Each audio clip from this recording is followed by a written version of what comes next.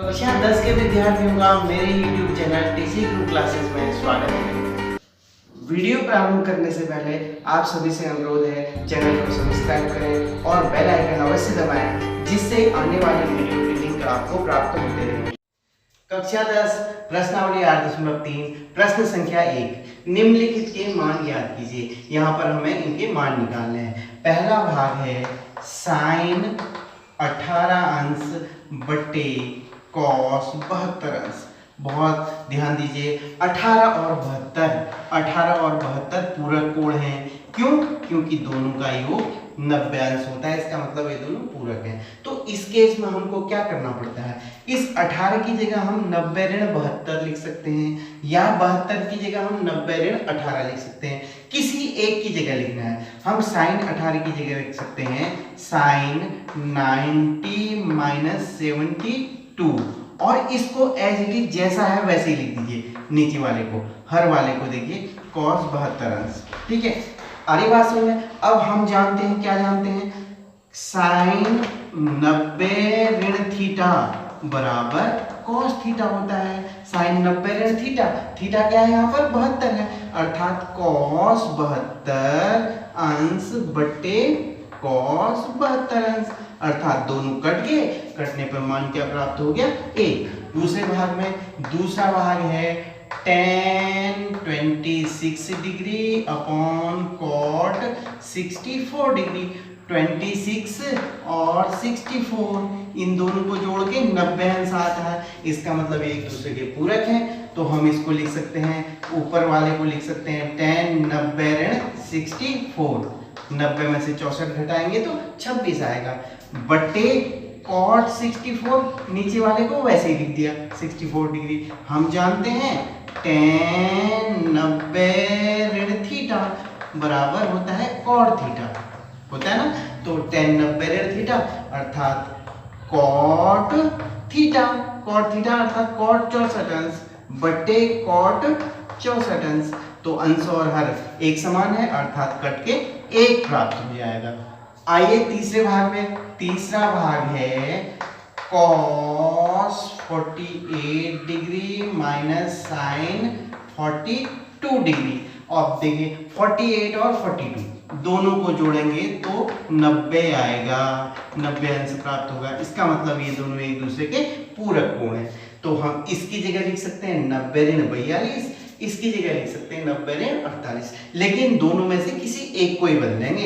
इसको बदलते हैं, देखिए कॉस 48 को लिख सकते हैं 90 ऋण 42 अंश। ठीक है, 90 में से 42 गया तो 48 तो ऋण साइन 42, इसको वैसे ही लिख दिया हमने जैसा है। अब हम जानते हैं कॉस 90 ऋण थीटा, कॉस 90 ऋण थीटा बराबर क्या होता है? Sine theta.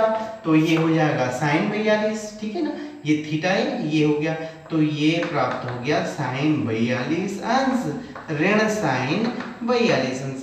समान संख्या है, दोनों समान संख्या है, अर्थात घट जाएंगी। घटने पे मान क्या प्राप्त हो जाएगा? 0। चौथा भाग है cosec 31 degree minus sec 59 degree. और 31 और 59 90 होता है, ये आपको मालूम है। ये प्लस करके 90 आ रहा है, इसका मतलब दोनों पूरक कोण है। किसी एक को बदल दो। अब इस बार मैं इसको बदल रहा हूं, देखिए कॉसेक 31 ऐसे ही रख दिया। इस 59 की जगह क्या लिख सकते हैं? 90 माइनस 31, अर्थात सेक 90 डिग्री माइनस 31 डिग्री। ठीक है, तो हमें ये पता है सेक 90 माइनस थीटा बराबर क्या होता है? Cosec theta. कॉसेक थीटा अर्थात इसका मतलब क्या हो जाएगा? कॉसेक 31। तो ये हो जाएगा कॉसेक 31, तो यहाँ पर है, ये भी कॉसेक 31 है। कॉसेक 31 क्यों है कॉसेक 31? सेक 90 माइनस थीटा अर्थात कॉसेक थीटा। तो दोनों समान संख्या है और घट के 0 आ जाएगा, तो इसका मान प्राप्त हो गया 0। दूसरा प्रश्न, दिखाइए कि tan 48 degree, tan multiply tan 23 degree multiply tan 42 degree multiply tan 67 degree equal to 1। ये पहला भाग है। देखिए यहाँ पर ध्यान देना है, 48 और 42 दोनों प्लस करके 90 आता है। इसका मतलब ये दोनों पूरक कोण है। और 23 और 67 दोनों एक दूसरे के पूरक हैं। देखिए हम यहाँ पर लिख देंगे tan 48, इसको ऐसे ही रख दो, ठीक है।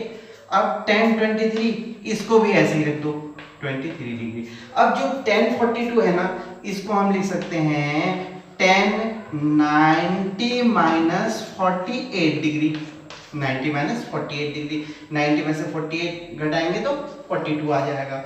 और tan 67 को लिख सकते हैं tan 90 माइनस 23 डिग्री, 90 में से 23 घटाएंगे तो 67 आ गया, ठीक है।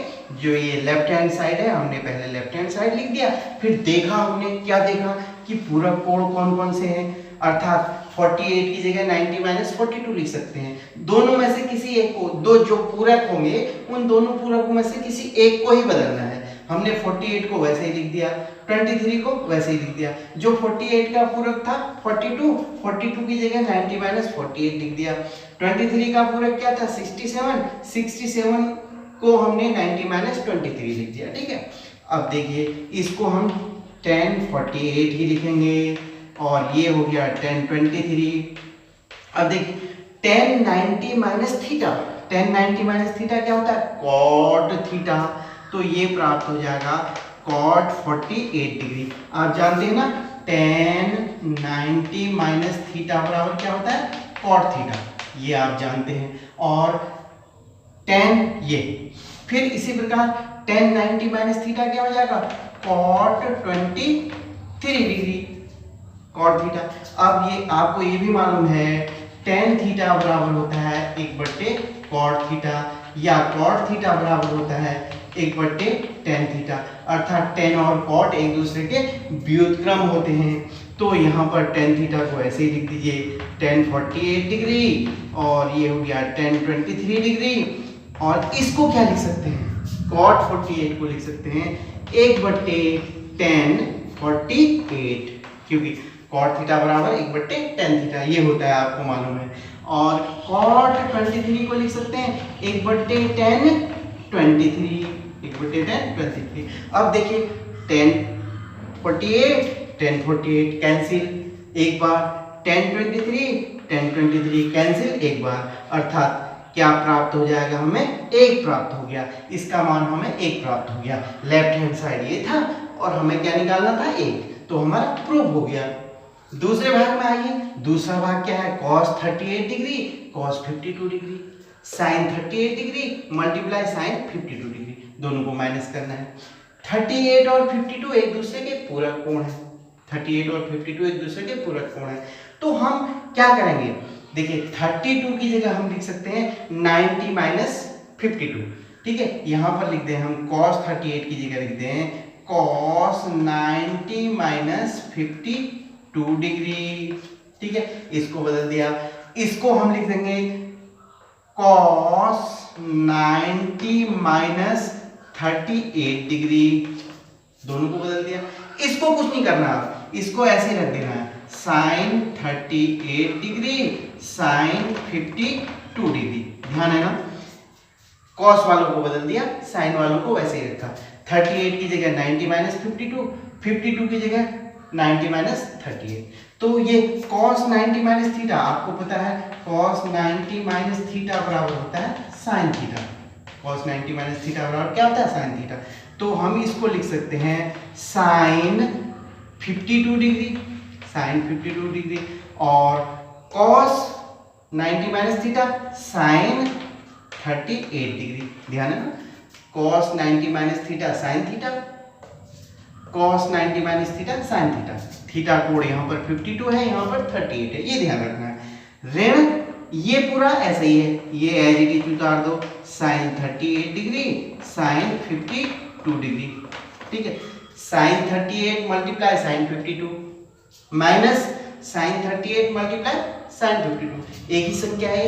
sin 38 आगे लिखो चाहे पीछे लिखो, इसको ऐसे भी लिख सकते हो sin 38 degree multiply sin 52 degree, a into B equal to B into A होता है। तो दूसरे वाले को भी ऐसे ही लिख दिया sin 38 sin 52 डिग्री, तो दोनों घट जाएंगे, घट के क्या आ गया 0, यही तो हमको निकालना था, अर्थात हमारा ये सिद्ध हो गया। तो इस प्रकार हम इन प्रश्नों को हल करते हैं। वीडियो को ध्यान से देखने का आभार। अपने सुझाव कमेंट बॉक्स में अवश्य दीजिएगा।